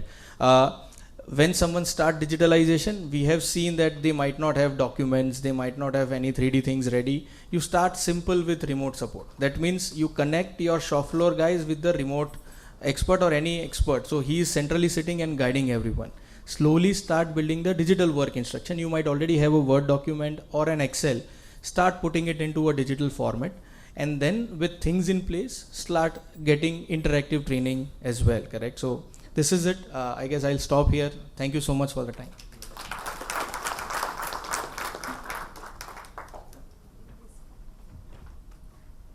Such an insightful address here in terms of virtual reality and augmented reality. Thank you, Mr. K.U. Bhalavat.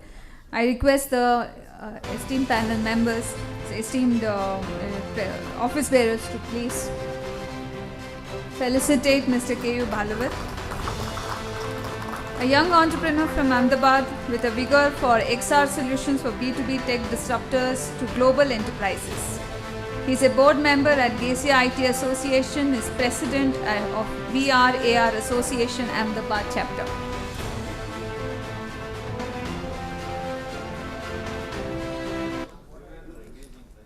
We have come to the last session or a last talk of the day in the theme of implemented tech solutions in manufacturing.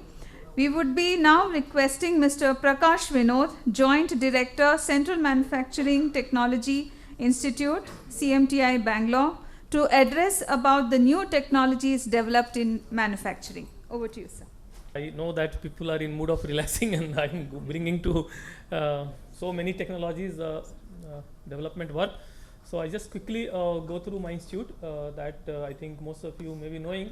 We work in advanced development of advanced manufacturing technology, and that too also we try to take it from a TRL level, low TRL level to industry ready TRL level. That is our this thing. And we started, I think everybody knows, we started on mother of all technology machine tools, and then we diversified with the time into subsystems which are there for machine tool development of that subsystems, and then we get into advanced manufacturing technology like ultra precision engineering, additive manufacturing, nano manufacturing, mechatronics and automation, vision technology, sensor development, sensor integration for practical application, textile machinery development, subsystem for aerospace applications, and surface engineering, thin film coatings, and smart manufacturing industry 4.0. So I just quickly I will take you to the few of the things which we have done in last few years, so that this thing. This is one of the product developed by our special purpose machine group. I think it is again a unique machine. It is a 10-ton vertical mixer. Actually, basically what it does, it mixes the fuel which is used for rocket motors actually, and I think these are used for launch vehicles, and with the capacity of launch vehicles are increasing, the demand of fuel also is increasing. So far, so this is one of the machine which we developed, first of its kind. I think only in the other country who does that is US actually, and it is restricted. So we have done this development work, and this has also helped Chandrayaan to go up actually. So this I wanted to tell you actually. So that is there, and what is important in that actually if you see that it is a huge machine, a 130-ton weight machine, and the quality of mix what they require, it has some its own quality parameters. So it is, and within 60 minutes you have to mix 10 ton of fuel actually. So that it is one thing, and you require to have sort of some lakhs Newton meter of torque to do that actually. So these all are done through hydrostatic transmission and gearbox, and finally it comes to sun and planetary motion that is required with agitator blades. So I will not go further deep into that. This is of strategic importance. The second one is again a technology gap, which is in textile machinery. I think unfortunately we have lot of technology gaps in textile machinery. One of them is the weaving machine that's called looms actually. So we developed high-speed shuttleless rapier loom in our country.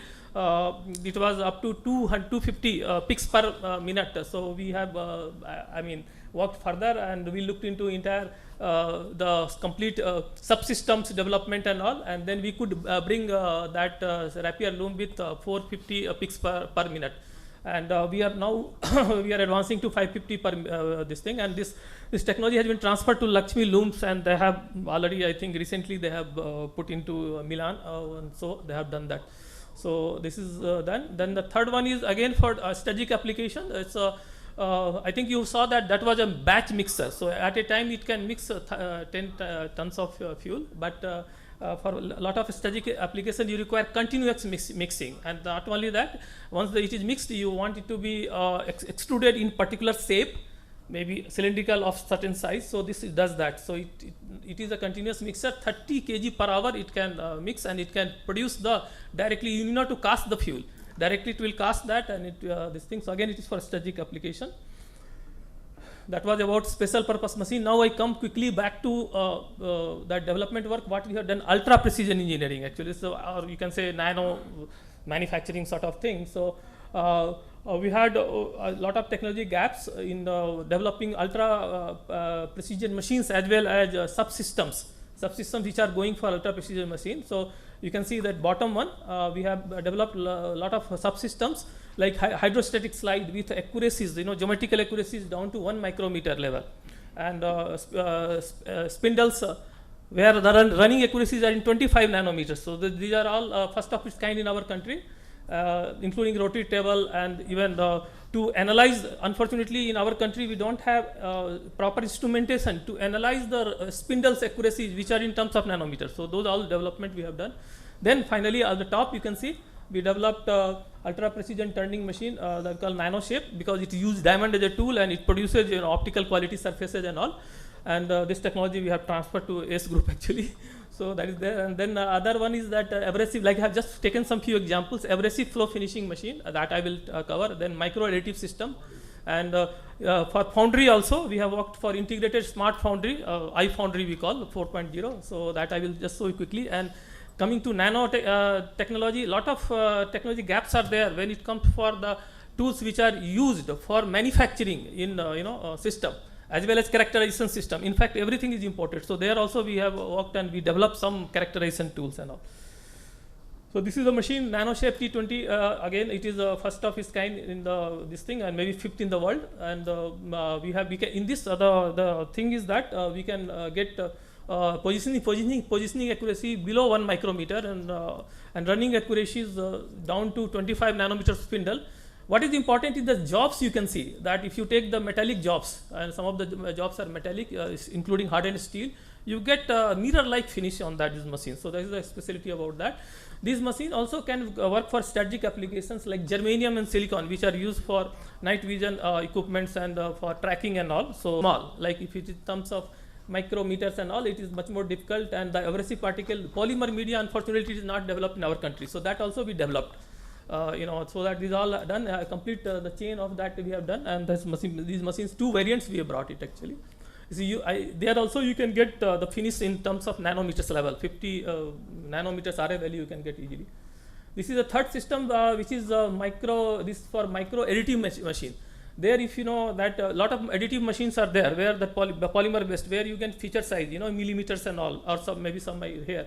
Here in our system, we can, using this microstereography, we can create features which are of 5 micrometer size. So where it is used for variety of application in MEMS. MEMS structural components, it can be used. Also, it can be used for biomedical applications, drug delivery and all sort of things. Stents we can make using these machines and all. So this is the thing I wanted to tell you. This is a characterization tool which is a scanning tunneling microscope. It can, it can give you information on the thin films and all. Like this is the example where the gold actually it is has been imaged gold. That's how the gold molecules are connected and all. You can see that these are the technologies which unfortunately we have not done. So we have done. Then again come to ultra precision. I think the scales. I think grating scales and all. Unfortunately, this also not done. So we have done that and using our own techniques. And where that grating pitch is 0.1 micrometer and the grating accuracy is less than 0.1 millimeter grating pitch, and the grating accuracy is less than 2 micrometer. These are used for calibration. If you have optical instruments and all, you need to calibrate using this scales and all. So these are some of the things. Likewise, a lot of people use ultrasonic testing equipment, but that needs to be calibrated. For that, we have created test block. Yes, madam, I think I require 5 minutes so that I can show people few things. Right. So coming to smart manufacturing, I don't want to tell, we have already established something like a smart metalworking shop where we connected from design to including generative design also is available, and where we have CAM, and then coming to manufacturing, and then monitoring of production, performance, maintenance, everything is part of that factory. Apart from that, for awareness training, we created some labs, 8 labs in different all the areas, which is driving industry 4.0, including robots, cobots, AR, VR, and condition monitoring, and so on. Some of the work what we have done is that it is shown. It's the ultra precision training machine. It is real smart machine. It has got all the AI ML driven features for diagnostics, error compensation, adaptive control, and all. It is easy to diagnose something or predict something, but if you really want to control, you will think 10 times. So that these machines and all have capability to do adaptive control also. So these are some of the examples which we got from adaptive control, like the thermoelastic error compensation, then surface what you can accuracy is what you can get while machining, you can predict and all using AML techniques. This is smart foundry system where we have, I think smart foundry, sand foundry consists of, pattern making, and then you have to make molds and then metal casting. And you have to do a lot of simulation before you do the all. So we have connected the entire simulation, casting simulation, the data, and goes to the entire machine. That is all in at one place. You can see that you can monitor and you can get that information from simulation, and then the process will happen automatically. It will move from one station to other station, and metal casting will occur, and you will get the job in 45 minutes. That is the cycle time. Likewise, for industry 2 and 3 generation machine, we have created many tools and softwares also, including hardware and software, for converting the legacy machine to smart machines. So this is one of the technique which we have done technology transfer, where we have created edge controller. I think already people might have talked about that. and it is loaded with AML things. It can do prediction, failures and all, even residual life estimations, and also it can do that. So that level we have done. It takes, you can just fit on the machine. You can see that right side, one old HMT machine, we have fitted that, and with that you are monitoring energy and then vibration and the temperatures. With that we can do lot of things actually. But, yeah. So we worked on digital twin. This is another subject. I think people have talked that. So we have created cyber physical sort of. We wanted to do cyber physical machine tool. So that too also physics driven models should support that. So we created a hybrid model where we can in the real time you can run the physics based simulation, and also you can take the data from the subsystems of machines, and you can predict many things in the real time accurately. So that this thing we did with Siemens actually. A partnership with Siemens, and this is one example. We have done a smart spindle where that is instrumented spindle. All sensors are fitted into that, and it has got edge controller and gateway to get to cloud, and this can be useful for OEM as well as for user, both. It can be supplied as a package. So some of the things we have done which is there on that low cost devices for MSME and all. Yeah, so, so sorry for that, because that some of the low cost devices which we have done, which is used for smart, which can be used by people, these are in 1,000 rupees, tens of thousands, and anybody can, small people, we have implemented also many cases where these small devices can make the machine smart.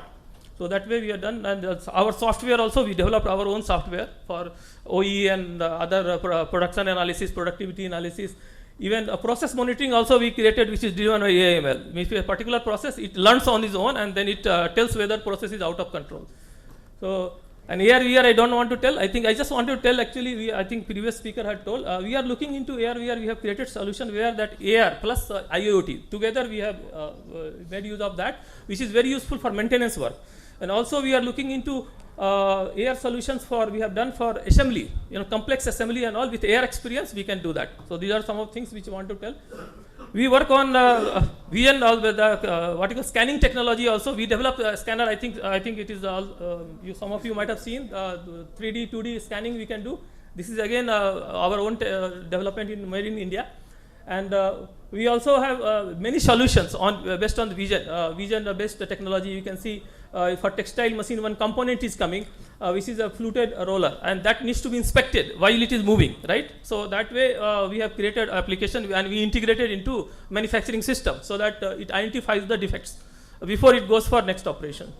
Likewise for solar panel, I think that is where that solar panel also needs to be inspected while it is being made. So a solar panel consists of many cells, and as it is being produced, as it moves, you can inspect and find out the defects. So these are the things. Metal additive manufacturing, I will not tell. We have been working for 20-30 years, and now we are coming out with a DED machine. Actually, we are developing a DED machine with indigenous laser, and 1 kilowatt. This is just 2 minutes, madam. That's getting into that. Yes. So aerospace, that also we are working, and that too also for strategic application. A lot of subsystem for air, particularly for fighter aircrafts and all. We have done that. For the country, so that these are some of few things. So at the end, I came to the end actually. So what CMTI does, we take, I think you know that we take start from TRL level 3, we go up to TRL level, and we develop technology and machines also we deploy for industrial application. It is not that, so we take the field responsibility for deployment, and then also helping this.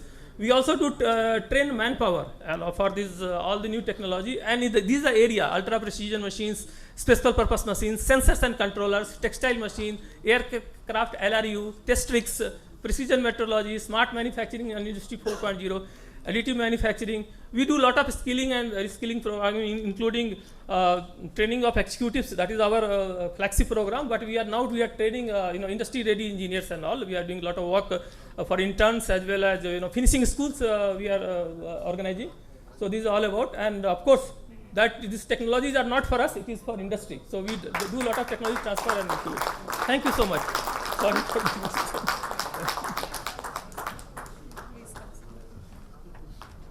Thank you, sir. And I'm sure there is a lot that Mr. Prakash Vinod wanted to share. And I think there should be a creation of another forum. And we look forward to hearing from you more, sir. Thank you so much. Request the dignitaries to please felicitate Mr. Prakash Vinod. The day has been exciting. Sorry, Yes, just sir, 1 minute. please. When we invited CMTI for this, they in fact has offered to all the delegates who would like to register today, if they or write to BCIC, they can organize a visit to CMTI. What you could see in 10 minutes, I think you can physically go and visit there and understand better. And they are doing a lot of work. We think that the technology cannot be developed in India, but they are doing a lot of such technology. Many people who are very much involved in their own organization, they may not be knowing about what's happening. And CMTI is a very good example where a lot of things are being developed. I request each one of the participants and delegates to visit and understand what's happening there. Thank you. On behalf of CMTI, I like to mention that you are all welcome. You can see these all labs and many use cases you can see. So that and also you are all welcome if somebody wants training and all. We are now training at different levels. Not only executives, we train at the student level, and after pass out, if you are not getting job, we'll see that you get training and get a job. Okay. Can you share it with BCIC on a continual basis? Like a kind Thank of you, sir. We can put it in our website also. We can have this It will reach the discussion members. over the coffee. Yeah, thank you all for thank your presence, and it was an intensive power-packed day. Sorry to hurry up due to paucity of time. It was a day with insights and topics which has enriched the discussions, making it a valuable and successful event. We appreciate your time and effort, and we look forward to future engagements. It wouldn't have been possible without the support of our sponsors for the event, wherein we have the gold sponsors as the ACE designers, and then the diamond sponsors, and the gold sponsors being the Commerce and Industries Department and FANUC India, and we have silver sponsor as Gendaman, and the associate sponsors Atral, EDS Technologies, and Key Sustainability. And we would also like to thank our annual sponsors, Bueller, Continental, Fundamax, IAM, PL, MTR, MS Ramaiah Institute of Management, SDM IMD, Sona Group of Institution, TVS, Vishwas, and Wipro. I would like to call upon Dr. Devarajan and Mr. T.R. Parshuraman to thank the expert committee leaders without whom this event would have taken place.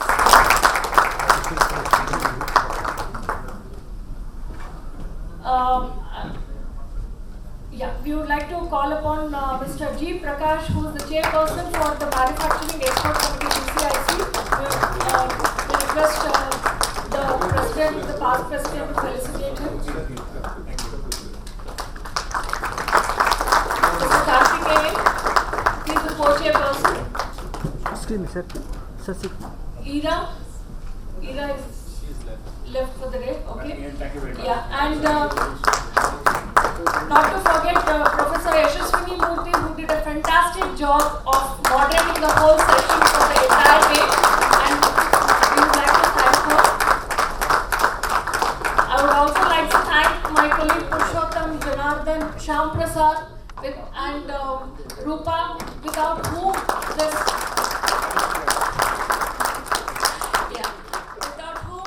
show wouldn't have been possible within such a small lapse of time. Thank you so much. We have the coffee tea served outside.